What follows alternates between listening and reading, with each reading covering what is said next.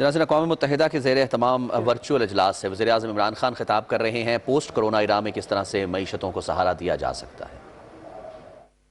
Prime Minister Trudeau, Prime Minister Holness, Secretary General, Excellencies, ladies and gentlemen. The COVID-19 pandemic is inflicting unparalleled human suffering. Controlling the virus is critical to addressing both the health and economic emergency. In Pakistan, our strategy of smart lockdowns has fortunately controlled the spread of the virus. Yet, we are not complacent. No one is safe until everyone is safe.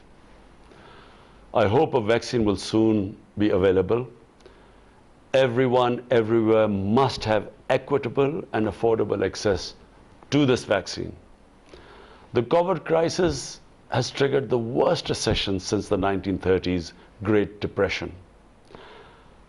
As usual, the poorest countries and the poor in all the countries have been hit the hardest. Despite our financial constraints, we have injected over $8 billion, 3% of our GDP almost, to protect the poor and keep the economy going.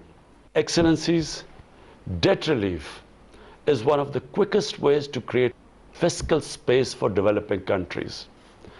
Therefore, in April, I called for a global initiative on debt relief. Pakistan subsequently initiated discussions on this matter at the UN and co-led the discussion group on debt vulnerability under your initiative. I welcome the extensive menu of options identified by each of the 6 discussion groups. We must prioritize those actions that can have a significant impact and can be quickly implemented. First, extension of the G20 debt service suspension initiative for at least 1 more year. The request for forbearance under this initiative should not affect the country's credit rating, since this is due to force majeure, not mismanagement. Second, the multilateral development banks should participate in debt suspension initiatives. Third, other short-term measures which could cover both official and private creditors include debt swaps for health, climate and SDGs, debt buybacks, reprofiling debt, and regional resilience funds. Excellencies, investment in sustainable infrastructure will be key to economic recovery and realization of SDGs. We should create a UN infrastructure investment facility to mobilize an additional $1.5 trillion annually for the developing countries.